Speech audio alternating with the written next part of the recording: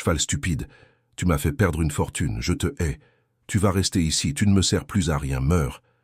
Mon Dieu, mon ami, qui t'a fait ça? Bois un peu d'eau. C'est l'histoire d'un cheval aveugle et abandonné qu'un pauvre bûcheron trouva mourant. Il eut pitié de l'animal, et celui-ci finit par être sa plus grande bénédiction. En des temps lointains, dans une région reculée où les routes de terre battue étaient les témoins du passage de grandes caravanes, vivait un riche marchand nommé le colonel Beaumont. Son nom était connu dans les marchés lointains et redouté de ceux qui négociaient avec lui. C'était un homme hautain, au regard dur et aux paroles froides. Il avait bâti sa fortune en transportant des tissus fins, du fer, des épices, de l'or et des pierres précieuses. L'abondance l'entourait, certes, mais son cœur était sec, incapable de ressentir de la gratitude ou de la compassion. Le colonel Beaumont possédait de vastes écuries construites en pierre et en bois précieux, où brillaient ses chevaux forts et bien nourris. Leurs crinières étincelaient sous le soleil brûlant, et leurs sabots frappèrent le sol avec énergie, prêts à porter de nouvelles richesses sur leur dos pour les mains de leur maître. Pourtant, dans le coin le plus sombre de ces écuries, là où la lumière osait à peine entrer, gisait un cheval différent de tous les autres. Son nom était Tonnerre. C'était un cheval noir, comme une nuit sans lune, au corps marqué par les années et par d'innombrables voyages à travers les montagnes, les broussailles et les sentiers dangereux. Un nuage blanc couvrait ses yeux éteints. Il était aveugle. Ses pattes n'étaient plus rapides. Son dos ne supportait plus de lourdes charges, et pour cette raison, il avait été écarté, relégué à l'oubli. Personne ne le brossait, personne ne lui parlait. Seul le silence et l'odeur du vieux foin l'accompagnaient. Et pourtant, Tonnerre avait été le meilleur de tous. Sur son dos, le colonel Beaumont avait transporté ses cargaisons les plus précieuses.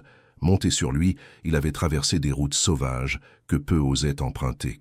C'est Tonnerre qui n'avait jamais failli pendant les tempêtes, ni reculé devant le danger. Tonnerre avait été une pièce maîtresse de la richesse du colonel Beaumont. Mais le temps passa, la force s'épuisa, et la gratitude ne vint jamais. Là, dans la pénombre de l'écurie, Tonnerre respirait lentement, comme s'il comprenait que pour son maître, il n'était plus qu'un fardeau, car dans le monde du colonel Beaumont, ne valait que ce qui produisait. Ainsi, le cheval qui avait le plus donné était maintenant le plus méprisé. Dans la même région, loin de l'éclat des caravanes et du bruit de l'or, vivait Jean, un pauvre bûcheron d'une 50aine d'années, le corps courbé par le poids des ans et de la nécessité. Ses mains étaient calleuses, gercées, durcies par la hache et le temps, des mains qui ne connaissaient ni repos ni caresse, seulement le travail. Chaque ride sur sa peau était une histoire de sacrifice, chaque cicatrice une dette envers la vie.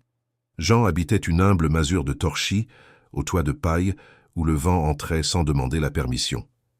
Il y vivait avec son épouse et ses 5 petits-enfants, qu'il nourrissait en transportant du bois sur son dos de l'aube, jusqu'à ce que le soleil disparaisse à l'horizon. Il n'avait ni bête de somme ni charrette. Son corps était son unique outil. Il marchait de longues distances, le fardeau de bois s'enfonçant dans ses épaules, tandis que la sueur et la poussière se mélangeaient à la résignation, mais jamais à l'amertume. Une grande partie de ce bois terminait entre les mains du marchand Beaumont. Jean le lui vendait parce qu'il n'avait pas d'autre choix. Le colonel le recevait toujours avec mépris. Il le faisait attendre debout, le bois encore sur les épaules, pendant qu'il comptait ses pièces ou vérifiait ses tissus, comme si Jean n'existait pas. Parfois, il ne le regardait même pas dans les yeux. Lorsqu'il parlait enfin, c'était avec un sourire tordu et des paroles chargées de venin. « C'est tout, Jean ?» disait Beaumont en poussant le fagot de bois du bout de sa botte. « Chaque jour, tu es plus inutile. Tu ressembles à un bûcheron mort de faim, et c'est peut-être bien le cas. » Jean baissait le regard, serrait les dents et écoutait. « Tu fais peu d'efforts et tu en apportes moins, » continuait Beaumont. « Si tu veux que je te paie quelque chose de décent, travaille davantage. Quoique, étant ce que tu es, je doute que tu y parviennes. » Puis il laissait tomber quelques pièces sur la table, des pièces qui sonnaient plus fort que l'humiliation. « Tiens, ajoutait-il avec dédain, tu n'en mérites pas plus. » Jean ramassait le paiement de ses mains tremblantes, non de rage, mais de retenue. « C'est ce que j'ai pu apporter aujourd'hui, colonel Beaumont, » répondait-il d'une voix basse mais ferme. « La forêt est loin et mes enfants ont faim. » Beaumont lâchait un rire court et froid. « Tes problèmes ne sont pas les miens, bûcheron. Si ça ne te convient pas, il y a d'autres pauvres qui attendent ta place. » Jean, en silence, faisait demi-tour et s'en allait, portant non seulement le poids du bois, mais celui de chaque parole qui l'avait fait se sentir moins que rien. Pour le colonel Beaumont, Jean n'était pas un homme, c'était juste un pauvre de plus sur le chemin. Et pourtant Jean revenait, non par orgueil, mais par amour pour sa famille.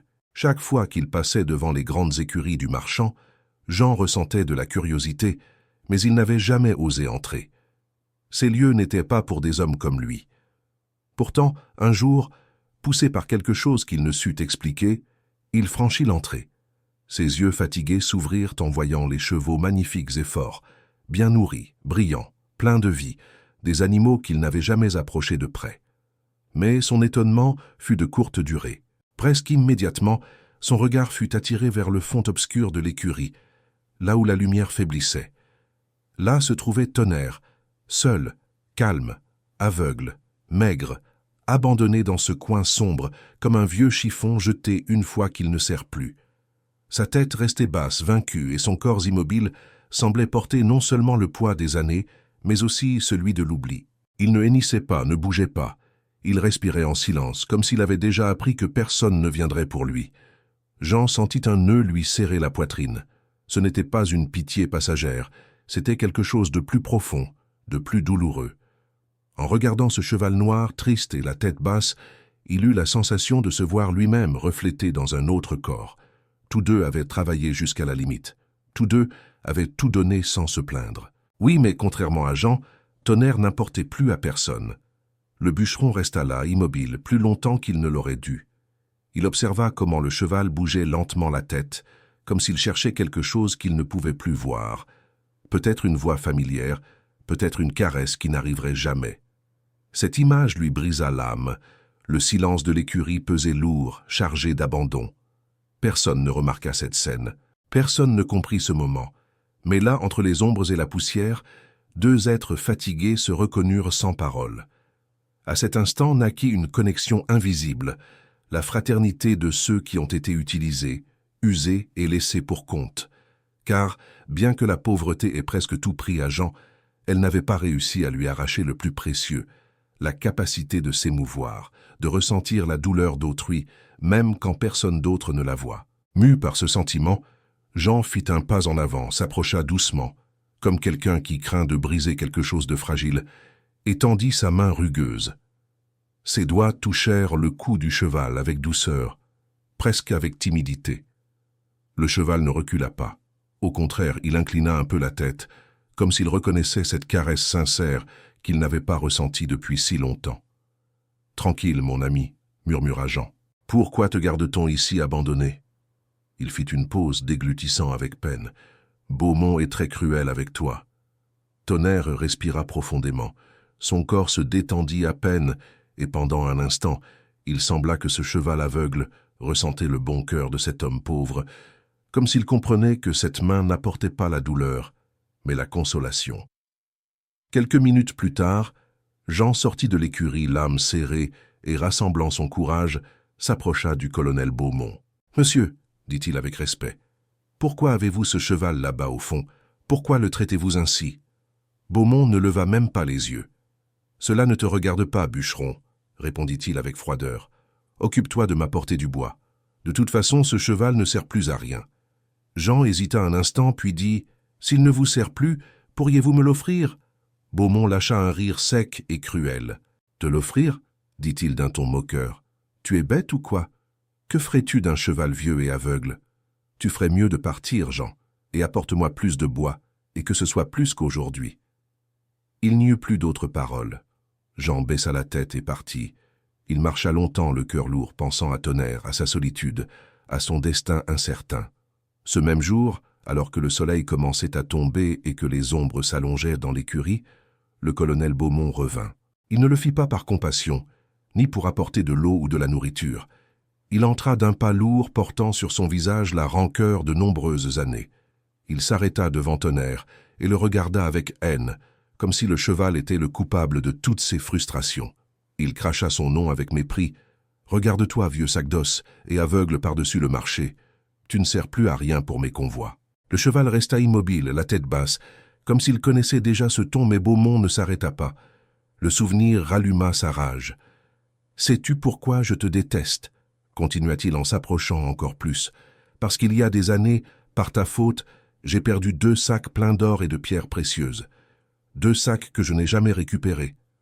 Depuis ce jour, j'ai su que tu n'étais qu'un fardeau. » Il prit le fouet qui pendait au poteau et sans hésiter le déchargea sur le dos du cheval. Le son sec rompit le silence de l'écurie. Tonnerre tressaillit, mais ne s'enfuit pas. Il ne le pouvait pas, il contracta seulement son corps, endurant. « Inutile !» cria Beaumont. « Tu m'as fait perdre une fortune !» Un autre coup de fouet tomba, puis un autre. Ce n'étaient pas des coups pour corriger, c'étaient des châtiments nés de la rancœur. Tonnerre respirait avec agitation, tremblant, sans comprendre pourquoi le passé continuait de peser plus lourd qu'une vie entière de service. Beaumont s'arrêta, essoufflé, la fureur brûlante encore dans ses yeux. « Je ne compte plus t'entretenir, » dit-il d'une voix glaciale.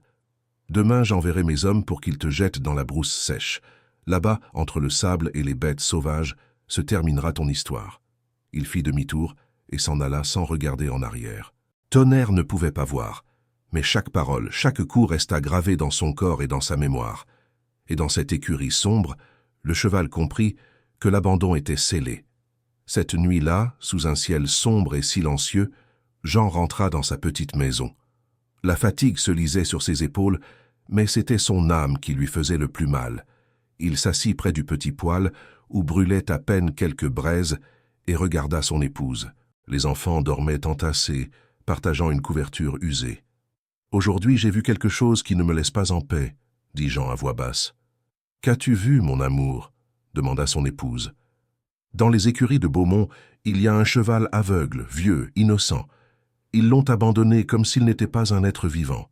Sa voix s'étrangla. Il ne mérite pas ce traitement. Aucun être qui a tant travaillé ne mérite de finir ainsi. Si seulement Dieu me le donnait, pauvre animal. Son épouse l'écouta en silence et acquiesça, les yeux embués. Elle aussi connaissait la douleur de l'abandon. « Je sais, mon amour, » répondit-elle.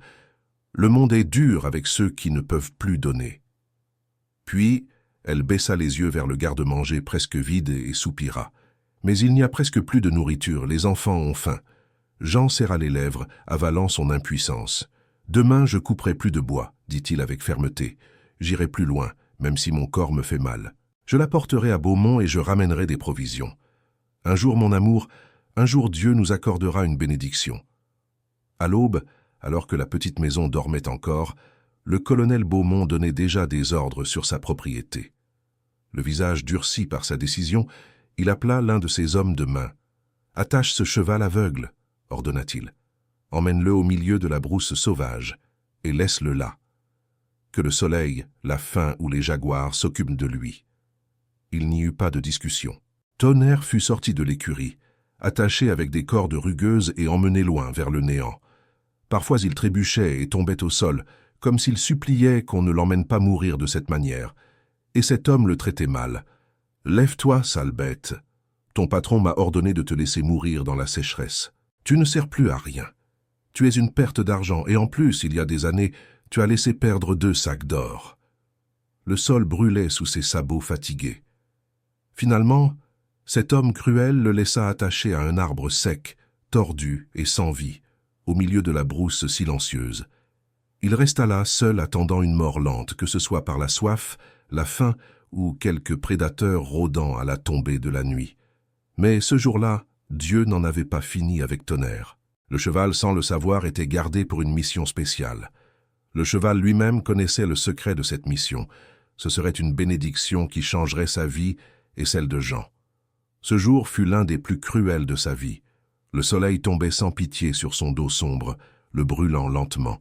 Sa gorge brûlait, sa langue s'asséchait, et chaque respiration était un effort.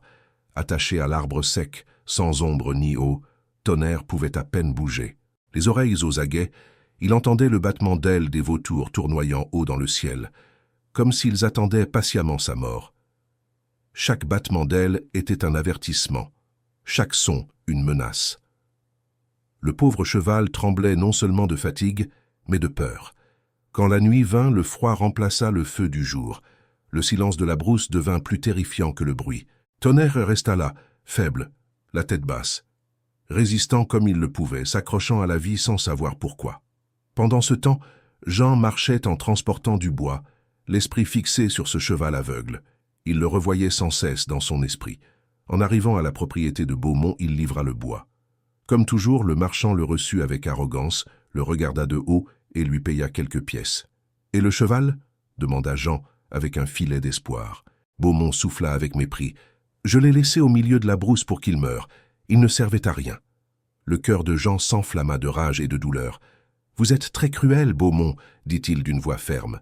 Je vous jure que Dieu vous punira pour cela. » Beaumont lâcha un rire moqueur. « Va-t'en avec tes sermons, bûcheron, et demain apporte-moi plus de bois. » Cette nuit-là, Jean rentra chez lui, l'âme brisée.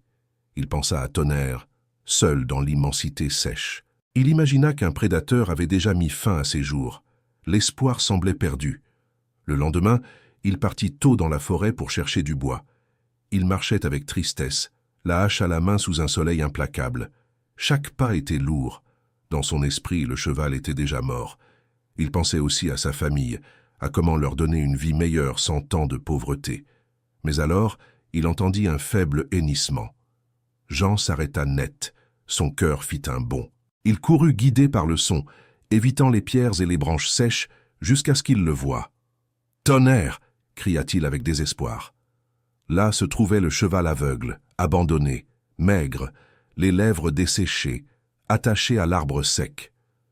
Jean tomba à genoux, lui donna de l'eau de sa gourde et lui caressa le cou. « Tranquille, mon ami, tu n'es plus seul. » Sans réfléchir, il le détacha et, avec effort, l'emmena avec lui. En passant par le village, le bois sur le dos et tirant le cheval, certains riches se moquaient. « Regardez, voilà Jean, le pauvre bûcheron qui recycle les déchets, » riait-il. Mais Jean n'écouta pas, car dans son cœur il savait une chose. Parfois, Dieu cache ses plus grands miracles dans ce que le monde méprise. Cet après-midi-là, alors que le soleil commençait à descendre, Jean arriva à sa petite maison avec Tonnerre, marchant lentement à ses côtés. Son épouse sortit la première, surprise. En voyant le cheval aveugle, maigre mais digne, ses yeux se remplirent de compassion. Elle ne demanda rien, elle s'approcha seulement doucement et passa sa main sur le cou du cheval. « Pauvre créature !» murmura-t-elle. Les enfants entourèrent le cheval avec curiosité et tendresse. L'un caressa la crinière, un autre appuya son front contre son flanc. Tonnerre resta calme, comme s'il comprenait que pour la première fois depuis longtemps, il était arrivé dans un foyer. Les jours passèrent. Jean s'occupa de lui avec le peu qu'il avait. De l'eau, de l'herbe fraîche, des remèdes, des paroles douces. Peu à peu, Tonnerre commença à reprendre des forces. Son poil se remit à briller. Sa respiration devint plus ferme. Bien qu'il ne vît pas avec les yeux du corps, il voyait avec l'âme. Il percevait les intentions, les présences, les énergies. Rien ne lui échappait. Un jour, avant que quiconque ne l'annonce, Tonnerre hennit avec inquiétude. Jean leva la tête. Quelques secondes plus tard, le colonel Beaumont apparut devant la maison. « Bonjour, Jean, dit-il avec une fausse courtoisie. Tiens donc, tu as récupéré Tonnerre. Je ne comprends pas comment un pauvre bûcheron comme toi peut l'avoir si beau, même s'il ne sert toujours à rien. » Jean fit un pas en avant. « Il n'est plus à vous, Beaumont. Vous l'avez abandonné. » Beaumont souffla avec dédain. « Et tu crois que je viens te le reprendre?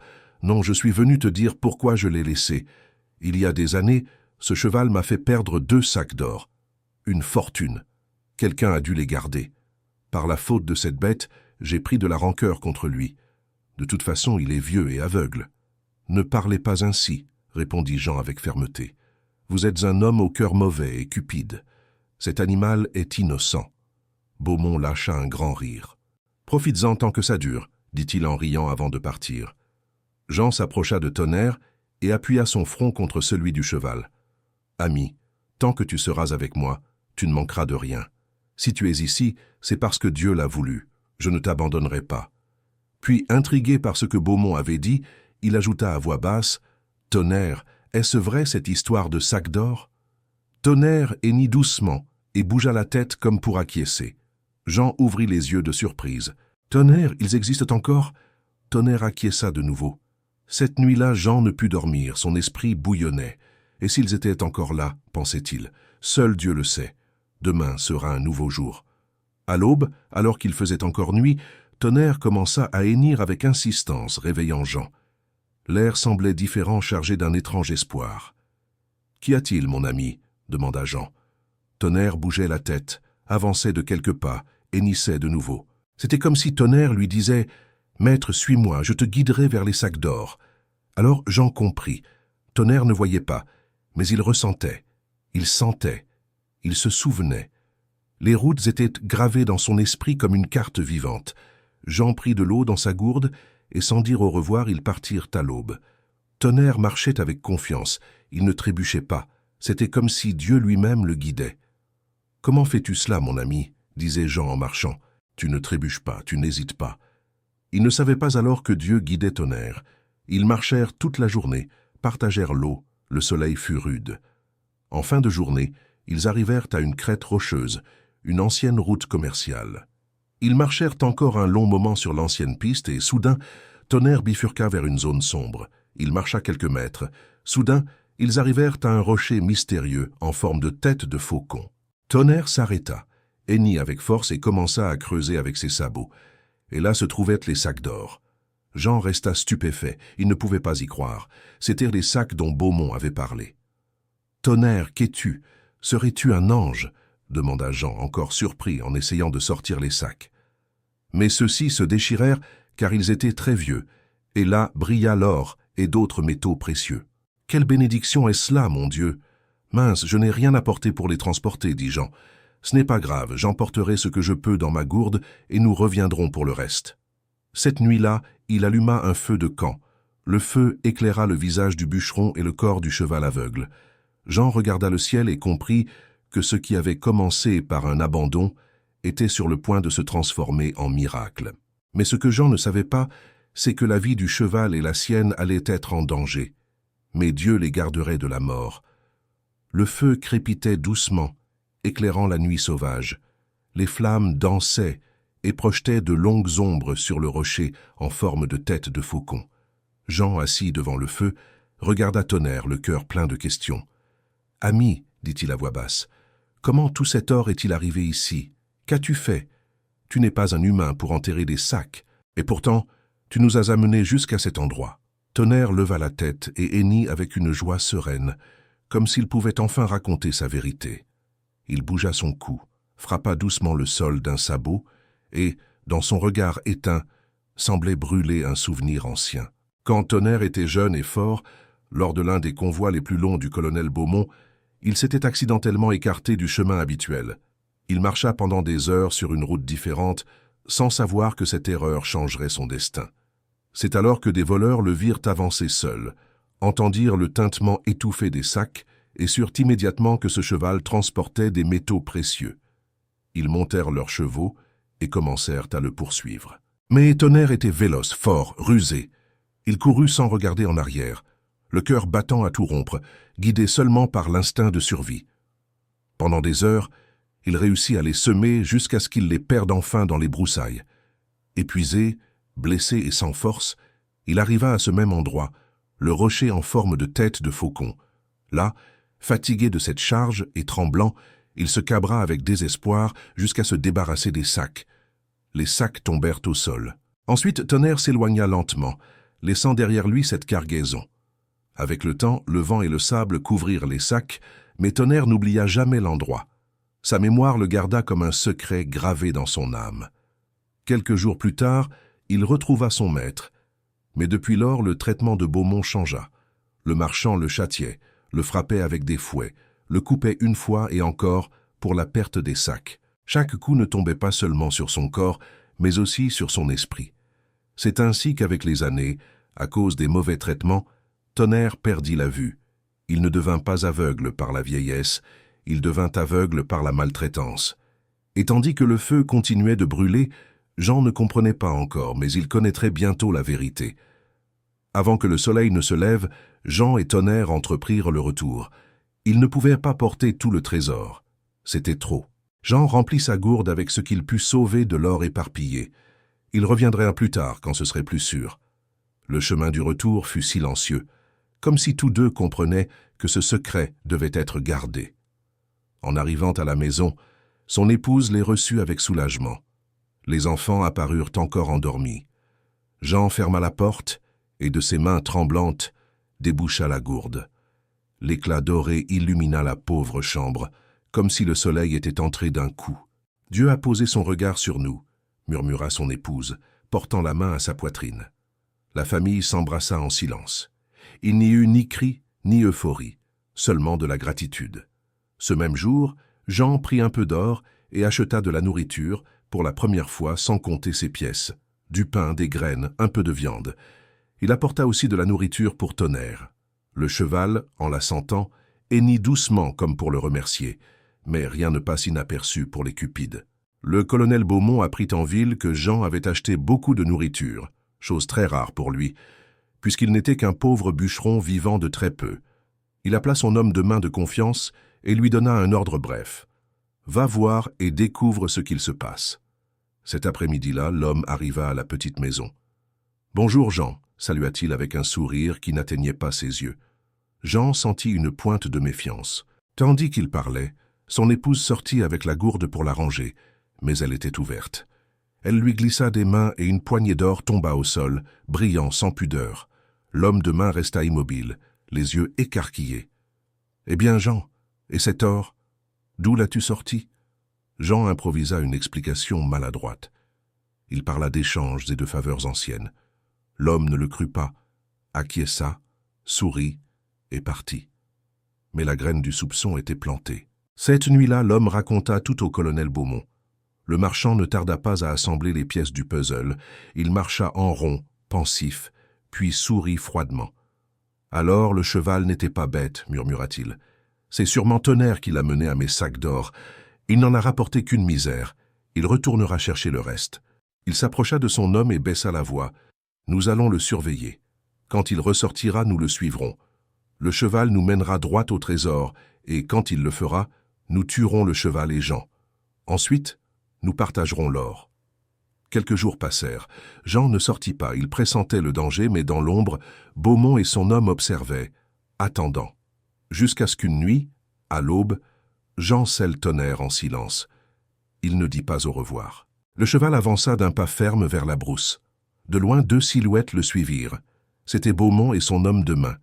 Ils portaient des machettes et des armes, mais Jean ne portait rien, juste sa gourde, un petit canif et deux sacs vides.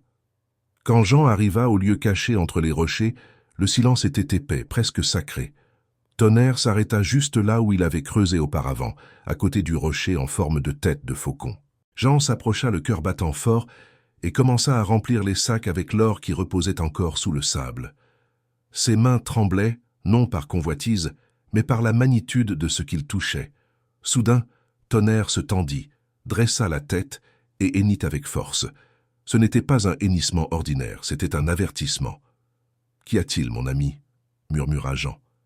Alors, entre les ombres des rochers, apparurent deux silhouettes. « Tiens, tiens, tiens » dit une voix chargée de venin.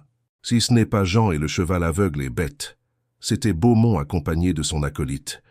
Quoique je doive l'admettre, continua-t-il avec sarcasme, Tonnerre n'est pas si bête.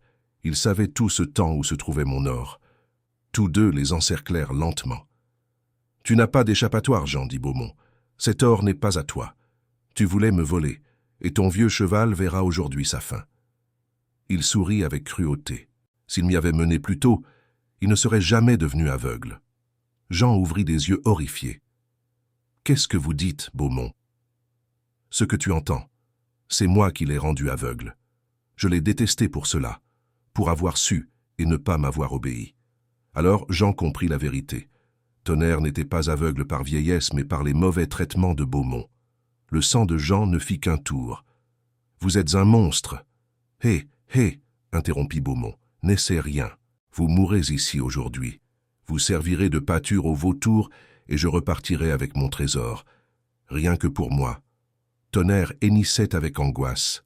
« Tais-toi, cheval stupide !» cria Beaumont. « Tout ceci est de ta faute. » À cet instant, Jean se recommanda à Dieu. « Père céleste, s'il vous plaît, protégez-nous. »« Arrête de prier, Jean, » dit Beaumont avec sarcasme. « Aujourd'hui, c'est ta fin. Dieu ne te sauvera pas. » C'est alors que l'homme de main parla d'une voix tendue. Patron, pourquoi dites-vous votre or? N'avions-nous pas convenu de partager? De plus, vous avez trompé le véritable propriétaire pour garder ses richesses. Beaumont le regarda avec mépris. Tais-toi, je suis ton patron. Tu n'es qu'un pion. Ces paroles allumèrent un autre feu. Le visage de l'homme se durcit. La cupidité changea de maître. Je vais le tuer, pensa-t-il. Ensuite, je tuerai Jean et je garderai tout. Ça, tort ne sera pas à vous, dit l'homme de main en tirant sa machette de son fourreau. Il sera à moi. Non, espèce d'idiot, il est à moi. Tous deux levèrent leurs armes et se jetèrent l'un sur l'autre. Jean recula terrorisé, le cheval aussi. Le choc de l'acier résonna entre les rochers. Tonnerre entendait les cris de lutte, les coups, la fureur de deux cœurs corrompus. « Vous êtes un mauvais patron !» criait l'homme. « C'est ainsi que vous voulez me payer des années de service comme au cheval. Vous avez toujours été une canaille. » Dans un instant brutal, tous deux se blessèrent mortellement et tombèrent au sol, baignés de sang. L'homme de main mourut le premier. Beaumont restait à l'agonie se tordant de douleur. « Jean, aide-moi » gémissait-il de douleur. « Tonnerre, aide-moi » L'homme cruel suppliait maintenant ceux qu'il avait méprisés. Il suppliait cet être qu'il avait si longtemps maltraité sans raison, le laissant aveugle, tout cela par cupidité. Maintenant, il recevait son châtiment, car Dieu défend la cause de l'innocent. Jean s'approcha lentement avec Tonnerre à ses côtés. « Beaumont, dit-il d'une voix ferme, voyez où mène la cupidité. Vous avez choisi votre propre fin. » Le vent souffla entre les rochers, et le colonel Beaumont mourut. Après ce qui s'était passé, Jean resta l'âme lourde. Il avait été témoin de quelque chose qu'il n'oublierait jamais. Deux hommes détruits, non par l'épée, mais pour avoir permis à la cupidité d'empoisonner leur cœur. Il resta en silence quelques instants, respirant profondément tandis que Tonnerre restait à ses côtés, calme, semblant comprendre la gravité de l'événement. D'une main ferme, Jean ramassa l'or dans les sacs, mais il n'emporta pas tout. Il en laissa une partie enterrée de nouveau, comme un témoin muet de cette tragédie, pour que ce lieu reste marqué à jamais et que plus personne ne s'en approche mu par l'ambition. Puis, sans regarder en arrière, il partit avec Tonnerre vers sa maison. Avec le temps, l'or ne le rendit pas hautain. Au contraire, il améliora la vie de sa famille, apporta du pain là où il y avait eu la faim, et il partagea avec les plus pauvres, se souvenant toujours d'où il venait et combien il avait été près de tout perdre. Mais Dieu les avait gardés. Cependant, sa plus grande joie fut Tonnerre. Grâce à Dieu et à cet or, Jean put payer une opération, et le vieux cheval retrouva la vue. Jean acheta des terres, et dès lors, Tonnerre courut libre et tranquille dans les pâturages, vivant ses derniers jours entouré d'affection, comme un membre à part entière de la famille. Et c'est ainsi que se termine l'histoire. L'histoire d'un pauvre bûcheron, qui un jour eut pitié d'un vieux cheval aveugle, méprisé par tous mais qui finit par être sa plus grande bénédiction. Au fil des ans, Jean racontait cette histoire aux gens du pays et répétait toujours le même enseignement. La cupidité peut être un péché mortel, mais la compassion peut changer les destins. Et tandis qu'il parlait, Tonnerre se reposait à ses côtés, les yeux ouverts sur le monde, comme la preuve vivante que le bien trouve toujours le moyen de revenir. Si vous êtes arrivé à la fin de cette histoire, merci de m'avoir accompagné dans ce voyage de foi, d'effort et de justice divine. Commentez ce que vous en avez pensé et je vous invite à vous abonner, à laisser un j'aime et à partager cette vidéo. Et n'oubliez pas que sur votre écran, il y a d'autres histoires ici, sur la chaîne Havre des Fables.